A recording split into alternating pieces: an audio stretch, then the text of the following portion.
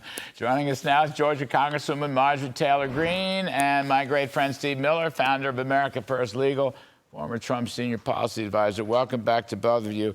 Congresswoman Greene, I hope you didn't mind little Reagan birthday ode. Somebody's got to do it. I decided I would try it today. Let me ask you, though, current events. What's going to happen on the floor of the House? The Senate border bill looks like it's dead in the water. The Speaker said it's going to be dead in the water, dead on arrival in the House. So what's your forecast? Is anything going to come out of this whole episode? I can tell you right now, Larry, it is dead on arrival. As a matter of fact, I've told the House Hill press to stop asking me about the Senate border surrender bill because we could care less anything about it. We passed H.R. 2, the strongest border security bill, to come out of the House. The Senate should take up H.R. 2 and take it seriously because that's the only way we can secure our border at this time. That's what we're doing right now. The floor debate is happening on my articles of impeachment against Secretary Alejandro Mayorkas. That is the task we are undertaking, and I really hope to see my colleagues vote yes to impeach Secretary Mayorkas. Is there a vote tonight, Marjorie, or tomorrow? When do you see that vote? The vote is coming up soon. We're just a few hours away. Right. We've been debating my articles of impeachment right now. That floor debate is still going on. All right. Thanks for that. Listen, that was your thing, so good luck on that. Steve Miller, I want to ask you about this. President Biden today blaming the whole thing on Donald Trump. Here's what's so great about this, Steve Miller. A week ago, Mr. Biden said there was no problem on the border. He had closed the border. There was no problem, immigrants, nothing. Now it's Donald Trump's fault. I'm trying to square that, Steve Miller. Either there is a problem or there is not a problem. But you can't have it one week and then completely change and then just lay it off on Trump. I'm going to argue that will not fly in this election. Well, when it comes to the border and immigration, it has been 3 years of never-ending lies and deceptions from this administration. And Mayorkas is a pathological liar when it comes to the border. He's been testifying for years in front of Congress, which of course constitutes false statements to Congress. The border is secure and the border is closed and people are being deported who don't have a right to be here, all of which were lies, all of which are untrue. And of course, the administration tried to pretend for 3 years there wasn't a border invasion, but eventually the images, many of which we can thank Bill Maloogian for here on Fox News, eventually the images that everyone has seen of the invasion made that lie impossible. But let's get to the very simple fact at the heart of this. You said it before, but it can be repeated endlessly because it has to. Joe Biden inherited the most secure border in history. On day one, he terminated the essential Trump policies that kept the border secure, and then he kept terminating in the weeks that followed every last remaining Trump policy that had kept the border secure and resulted in a complete deterrence, denial, and deportation strategy. And instead, he implemented the mass release and resettlement policy. This whole debate comes down to a very simple question. The Trump policy, cross illegally, get deported. The Biden policy, cross illegally, get resettled. Everything else is just noise, just distraction, just obfuscation. Marjorie Taylor Greene, I don't understand. I'm not a big fan of massive omnibus-type legislation. I don't think you are either. Steve Miller's not. There's a law, Section 212F of the Immigration and Nationality Act. All right, that law has been on the books for a while. The Supreme Court ruled on it a few years ago and supported that law. And under that law comes Remain in Mexico, comes Title 42, comes a lot of the Trump policies about catch and deport, et cetera, et cetera. Why don't we just use that law? Do we need another law? I mean, H.R. 2 looks like a good bill to me. I don't know what it'll look like when it comes to the meat grinder and so forth. We have a law in the books. Why don't we just enforce the law? Well, Larry, you are speaking too much common sense, which is why I absolutely love you.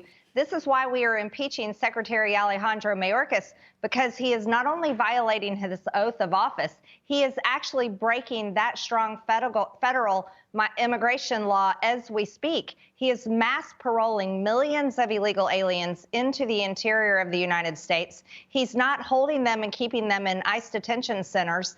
And he is literally causing the invasion by creating his own policies without coming to Congress and asking us to create laws to do the things that he is doing to our country. He's causing murder, rape, crime against Americans, and 300 Americans are being murdered every single day from Chinese fentanyl that is smuggled across the Mexico border. This is an absolute invasion, and Mayorkas is breaking the very law that you just quoted, Larry. Yeah, Steve Miller, on this, looking at this Senate bill, 5,000 people a day, 8,000, I don't know. There are too many thousand people a day. There's paroling loopholes. There's asylum loopholes. I got a mayor here in New York City that's going to give all the illegals prepaid credit cards so they can shop around, which I guess is better than going into the stores and looting them or kicking cops around left and right. But, you know, Steve, once upon a time, you and I and some others in the Trump administration, we said, well, you know, with respect to legal immigration, why wouldn't it be such a bad idea if you spoke English or you knew a little American history, maybe the Declaration of Independence, something called the Constitution, maybe you had a job before you came in. In other words, those simple common sense criteria for legal immigration are nowhere's to be found. I haven't heard anybody talk about that stuff in the Senate bill or anything else. I mean, is it too much to ask that if you want to come here and become a legal citizen, which is a very big deal, it's the greatest country in the world, you ought to know a little something about the country, speak the language, and by the way, have a job so you can be productive? Was that a bad thing, Steve Miller? Because I don't hear anybody talking about that. Well, once again, Larry, you are talking too much common sense for me and Marjorie. But what I would just say about this is that President Trump not only advocated for all the policies that you're describing, but he began implementing them because, once again, there were laws on the books that had gone unenforced for decades, requiring you to be fluent in English, to be naturalized, requiring you to be economically self-sufficient, to get a green card, requiring you to have an attachment, it's in statute, an attachment to the principles of the Constitution of the United States. Smarter people than those who serve in Congress today wrote good laws way back when.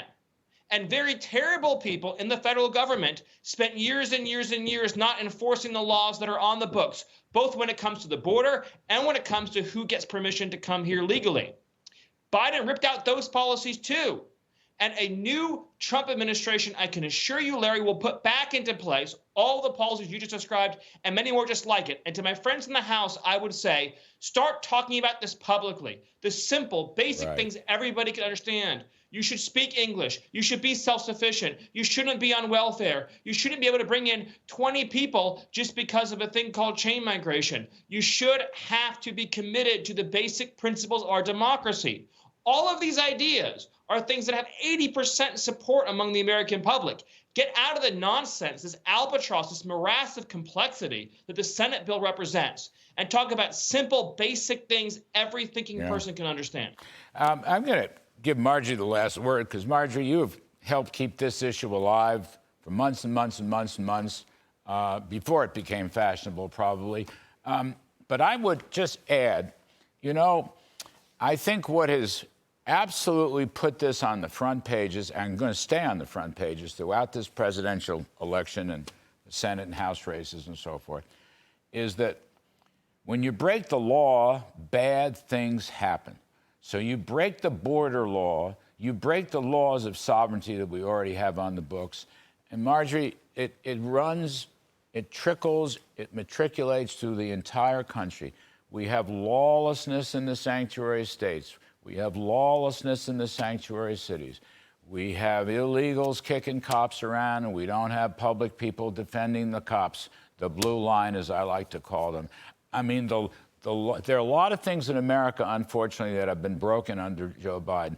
But the lack of law and order, in some respects, is the absolute worst. I'm going to give you the last word. Well, I'm so happy you started with President Reagan's birthday, because in President Reagan's era, those things really mattered to us, Larry, and it still matters to most Americans. Americans are grieved at the state of our country, and this is why Americans are supporting President Trump like never before to bring him back to be president. And we know and we trust President Trump. We had him for president for 4 years. Border security was his #1 issue, and border security now is his #1 issue for his next administration, and it's the #1 issue to Americans all over the country. Law and order matters to Americans. It matters to every single voter. It's not a party line issue, and I thank you, Larry, for bringing these issues up and making a point, because regular, everyday Americans care about this. We want to save our country, and we want a strong, safe America for our children and for our future. Yes, ma'am. And thank you for your service. We appreciate it very much. And Steve Miller, I always thank you. I've made a career out of thanking you, because you're the smartest guy around. Likewise, Larry. Congressman Marjorie Taylor Greene of Georgia and the great Steve Miller.